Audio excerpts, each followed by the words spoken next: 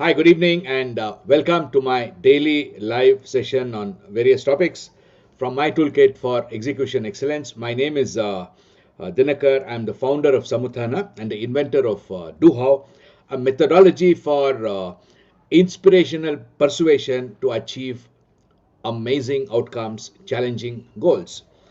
Here, I would start by getting everybody aligned towards that goal first, and after that, as the team progresses to achieve this goal, we have got multiple apps, multiple activities, multiple good practices which I have developed for improving their competencies on one side, and the second is to ensure that the goal gets consistently and reliably achieved.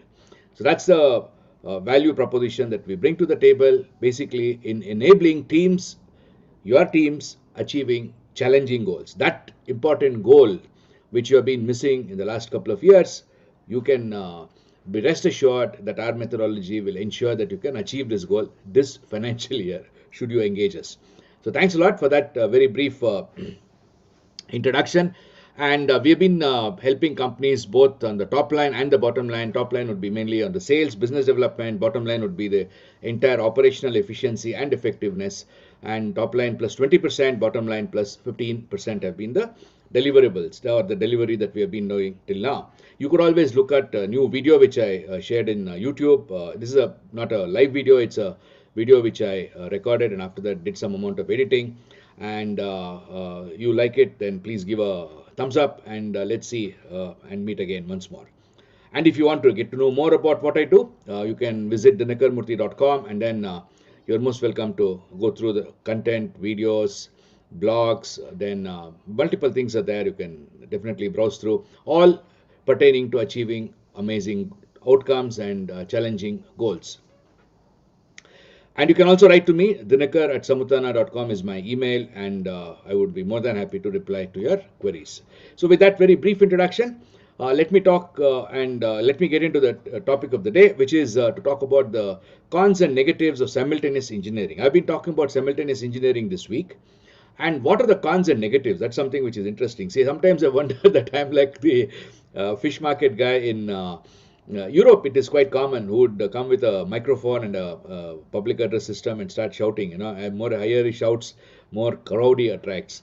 And there are some also who keep shouting, and there are not many who come.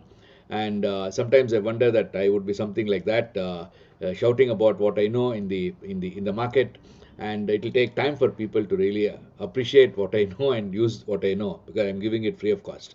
So I'm sure a day will come, and that's the hope and the motivation that makes me talk about various topics every day in the evening for about 10 minutes.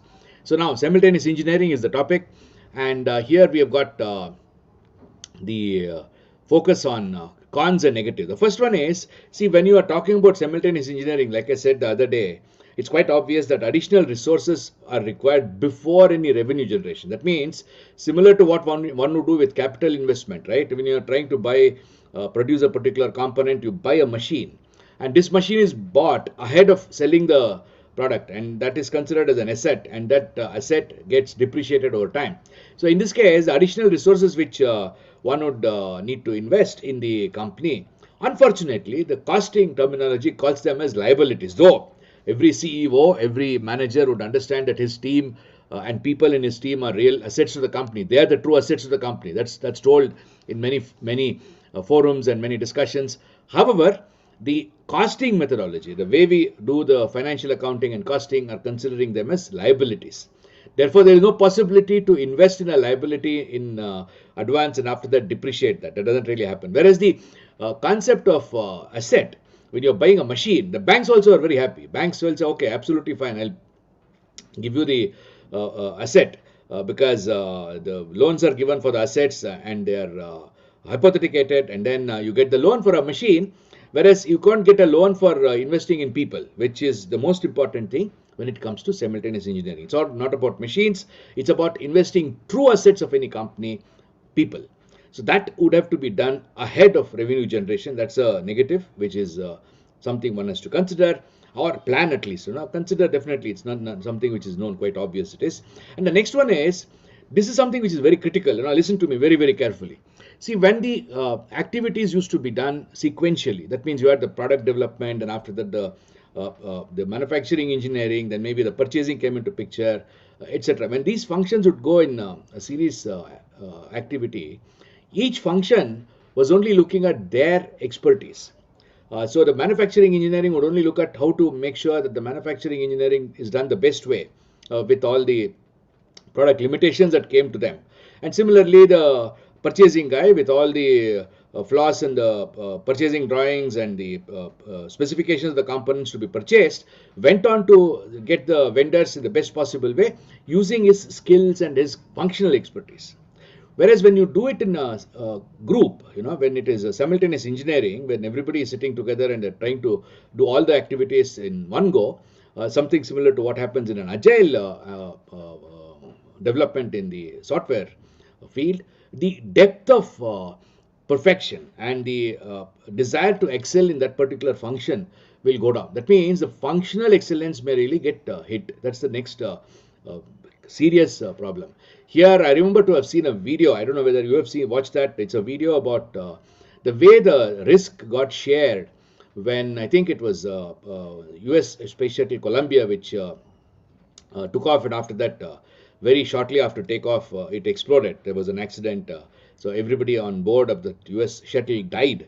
And that was basically because of a flaw, which they knew that the entire shuttle team knew the flaw, but still they took the risk to allow it to be launched. That is because of the group mentality. And this is again a little psychological topic, nothing to do with manufacturing. So if you are looking at the situation of trying to expand and trying to make sure that your risk levels are low, then going into a situation where you talk about getting the teams to decide with a shared responsibility, the risk level increases. And the second thing is the accuracy or the desire to perfect in that particular functional expertise, that goes down. So these two are the negative aspects of simultaneous engineering, which are definitely not welcome in any industry. How do you mitigate that? That's the next question. Superficial work to high result orientation, due to high result orientation by cross-functional teams. So how do you do that? The magic is very simple.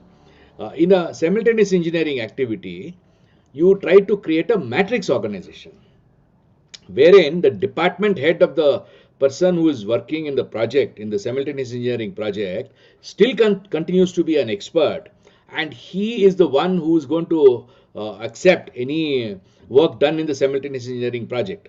The only difference is that the guy who is working from, let us say, the product development or the process development and is part of the simultaneous engineering team would sit together in the simultaneous engineering center. You can call it as simultaneous engineering center or whatever you name it as, and that's something which is very important, that they have to sit together. And don't go in for 50% sharing and all. That doesn't really work. It's not really very effective. One person is always a better thing to do. So this person is sitting there and he has to get the approval of his boss, whoever it is, who may be sitting in a central area somewhere else, before his part of the project gets completed and gets okayed. So therefore, the functional expertise comes through the functional head, who is also responsible for this guy. So there, the concept would be a matrix organization with the project leader giving the target and the process enablers, process metrics being tracked by the functional head. So when you do the appraisal, then both the managers would be sitting, the project manager as well as the functional manager. Project manager would be looking at result metrics, and the functional manager would be looking at functional process metrics. And doing so, you can mitigate this risk of not really going into the depth. That's a next aspect. Next one is teams collectively take more uncalculated risks. Here, the very interesting way of mitigating this risk is to appoint a risk manager who would also be the quality manager for the project. The quality manager can also be the risk manager, and the risk manager's job is to ensure that all the risks, whatever that you have, are all noted down and mitigation measures are planned in advance.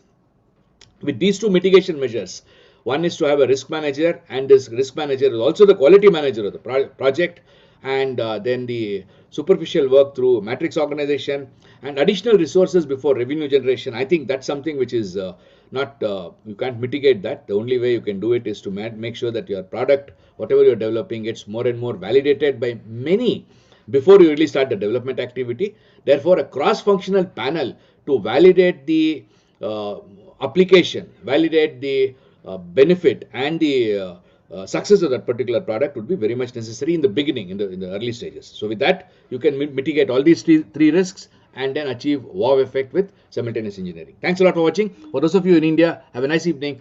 For those of you outside India, have a great day ahead. Looking forward to meeting you again tomorrow, more or less the same time, 8:30 Indian Standard Time. Thanks a lot and goodbye.